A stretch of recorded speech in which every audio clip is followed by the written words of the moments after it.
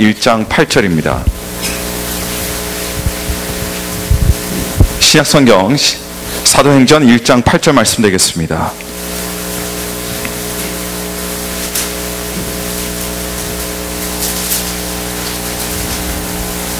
사도행전 1장 8절 말씀 다 찾으신 줄 믿고 제가 봉독해 드리겠습니다. 오직 성령이 너에게 임하시면 너희가 권능을 받고 예루살렘과 온 유대와 사마리아와 땅끝까지 이르러 내 증인이 되리라 하시니라. 아멘. 오늘 시간 특별히 여러분들께 특별한 분을 좀 소개해 드리고자 합니다. 오늘 특별히 말씀을 저희들에게 전해주시기 위해서 저희를 방문해 주셨는데요. 아마도 사실은 제가 소개해 드릴 필요 없는 그런 분으로 알고 있습니다. 저보다도 아마 여러분께서 잘 아실 것 같은데, 저희 오하이오 주총회에서 교회 개척 담당 선교사님으로 오랫동안 심우하시고 계시는 우리 박웅균 목사님이십니다. 우리 목사님께서 오늘 이 자리에 참석해 주셨는데 우리 사모님과 함께 참석해 주셨습니다.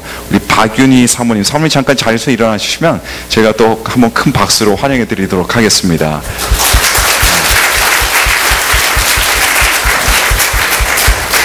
네, 우리 박웅균 목사님께서 오랫동안 주님의 사명을 감당하시다가 이제 다음 달 이제 며칠 안 남았는데요. 12월 달에 이제 은퇴를 하시게 되셨습니다.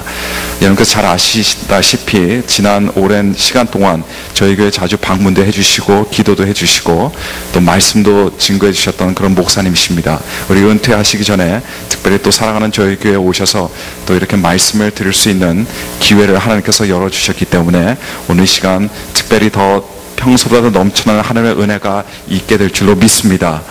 우리 박웅균 목사님께서 나오셔서 우리 사도행전 1장 8절의 말씀을 가지고 말씀을 증거하실 때 여러분들 하나님의 놀라신 사랑을 경험하시기를 축원합니다. 우리 목사님 나오실 때 한번 큰 박수로 여러분께서 좀 맞이해 주시길 부탁드리겠습니다.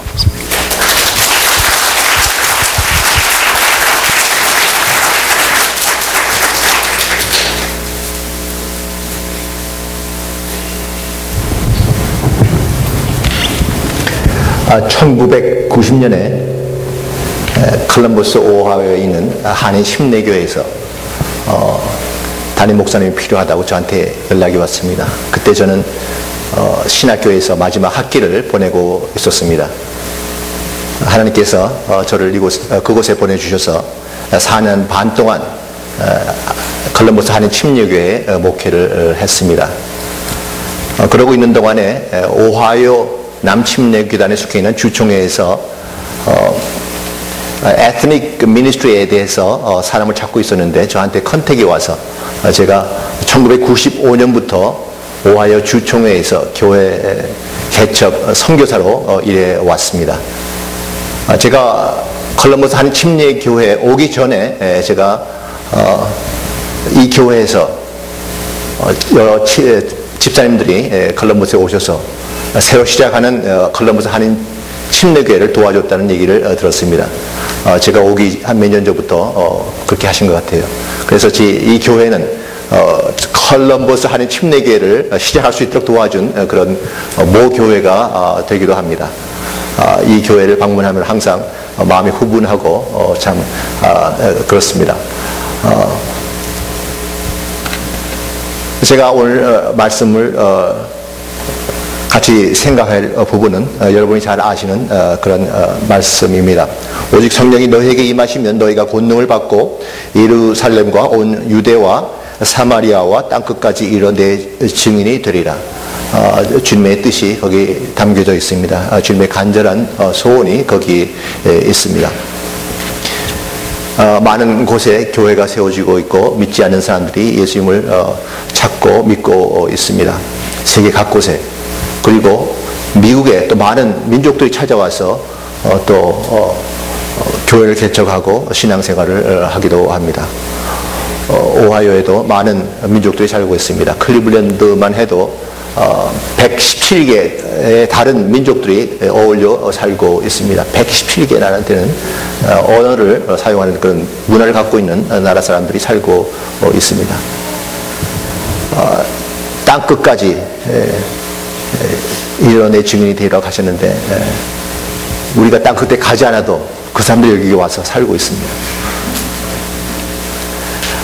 이렇게 여러 민족들하고 같이 제가 일하면서 해외를 방문하는 기회가 많이 생겼었습니다. 어제 이런 기사를 읽었습니다.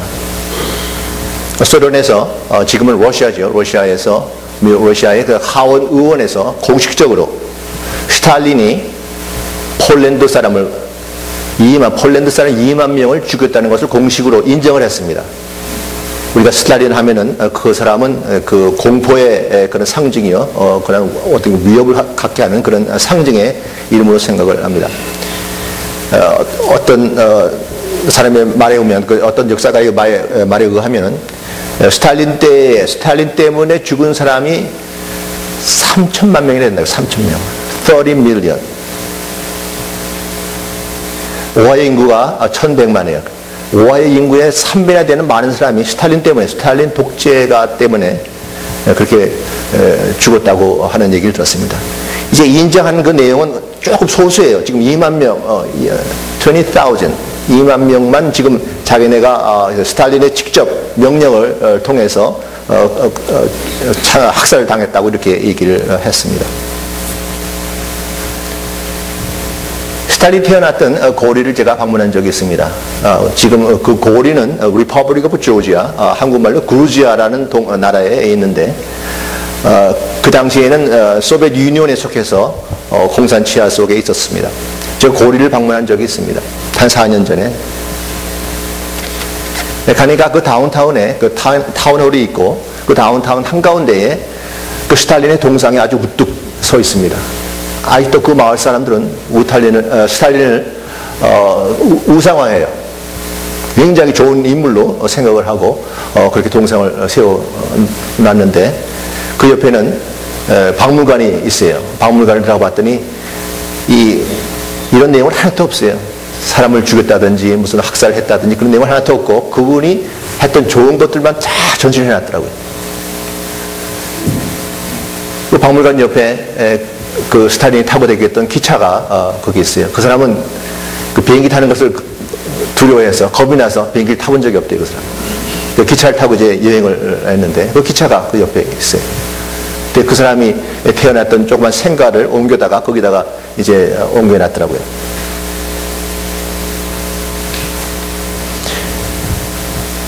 김일성이 스탈린을 통해서 남한을 침략하려는 생각을 했습니다. 1950년에 스탈린이 김일성에게 공고를 해서 적화 통일을 공고한 거죠. 그래서 6.25가 생겼습니다. 그때 그 소련이 잘못 생각했던 것은 미국이 개입하지 않을 거라는 그 가정 속에서 그 일을 벌렸었습니다. 그런데 유엔에서 안전보장이사를 통해서 유엔군이 남한에 와서 그 북한의 침략을 저지했는데, 그 하나님께서 참 놀라우신 것은 안전보장이사회에 소련이 포함되어 있었는데, 그 회의를 할 때 소련이 그 모임에 참석하지는 않았습니다. 그러니까 나머지 사람들이 다 찬성을 해서 이제 유엔군이 오게 했던 것입니다. 우리가 지금 북한에 포격을 받고 여러 가지 혼돈 가운데 있습니다. 아직도 공산 치하 속에 있는 그 북한 민족들을 생각을 하게 됩니다. 기도 가운데서 이제 말씀을 하셨는데, 그리고 고리라는 동네, 스탈린이 태어났던 그곳에 교회가 세워졌습니다. 아직도 스탈린을 우상시하고 숭배하고 있지만은 복음이 한 7, 8년 전에 들어가서 그 고리라는 동네에 교회가 생겼습니다. 제가 가서 그 목사님을 만났는데, 제가 가서 만났을 때에 그분은 2, 3년 전에 교회가 생겨졌는데 지금 한 300명이라는 그 교회 숫자가 됐다고 그래요. 공산 치하 속에 있던 나라가 공산국가가 무너지면서 그 나라가 독립돼 가지고 그 속에 이제 복음이 들어가서 이제 교회가 세워졌습니다.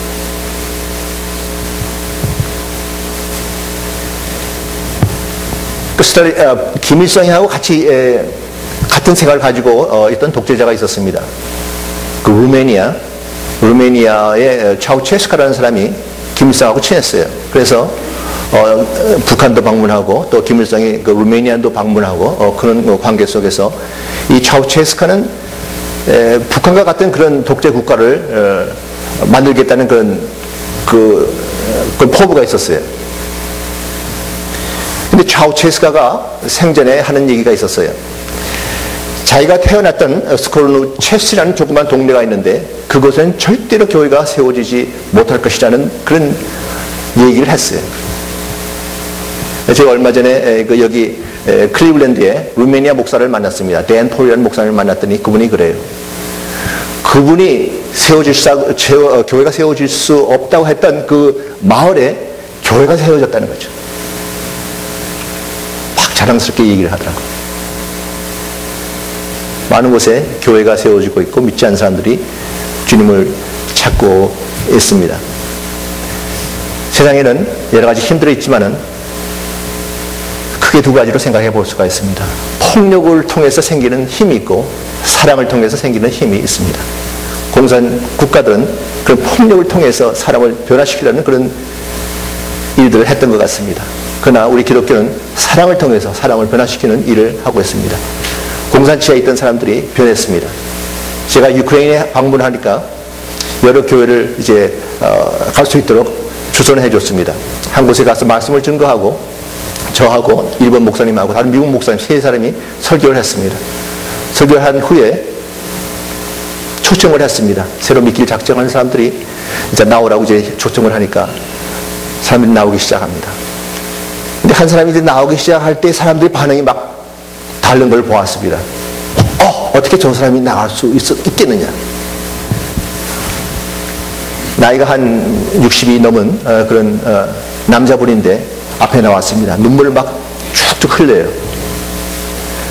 사람들 생각에는 도무지 가망성이 없는 사람으로 생각했었는데 그분이 예수를 믿겠다고 나온 거예요. 나중에 알고 보니까 이 사람이 집단 농장에서 많은 사람들을 괴롭혔던 사람이에요. 근데 그 사람이 예수를 믿겠다고 나온 거예요. 많은 사람들이 예수를 믿습니다. 사랑의 복음을 듣고 또 구원의 복음을 듣고 예수를 믿습니다. 땅끝까지 복음이 전해지기를 원합니다. 주님의 심정입니다. 마가복음 1장 15절에 주님께서 이렇게 말씀을 하셨습니다. 때가 찼고 하나님 나라가 가까웠으니 회개하고 복음을 믿으라 이렇게 얘기했습니다. 이제 주님께서 공중 사역을 시작하시면서 이 말씀을 던지셨습니다. 그리고 또 마지막으로 마가복음 16장 15절에 또 이런 말씀을 또 하십니다. 너희는 온 천하에 다니며 만민에게 복음을 전파하라. 너희는 온 천하에 다니며 만민에게 복음을 전파하라. 시작에서 복음을 말씀하셨고 끝에 가서 또 복음을 말씀을 하셨습니다. 주님께서 이 복음이 온 땅에 퍼지기를 원하십니다. 마태복음에도 기록이 되어 있습니다. 누가복음에도 주님께서 온 천하를 다니면서 복음이 전해지기를 원하는 말씀이 있습니다. 누가복음 24장 46절에 또 우리가 잘 아는 그런 말씀이 기록되어 있습니다. 이르시되 이같이 그리스도가 고난을 받고 제3일에 죽은 자 가운데서 살아날 것과 또 그의 이름으로 죄사함을 얻게 하는 회개가 예루살렘으로부터 시작하여 모든 족속에게 전파될 것이 기록되었으니 너희는 이 모든 일의 증인이라. 너희는 이 모든 일의 증인이라. 볼지어다 내가 내 아버지의 약속하신 것을 너에게 보내리니 너희는 위로부터 능력을 입히울 때까지 이 성에 유하게 하시리라. 우리는 다 그리스도의 증인이 됩니다. 복음은 안 전할 수가 없는 그런 복음입니다. 주님의 사랑이 내 안에 가득하면은 이 복음이 안 전해줄 수가 없습니다. 한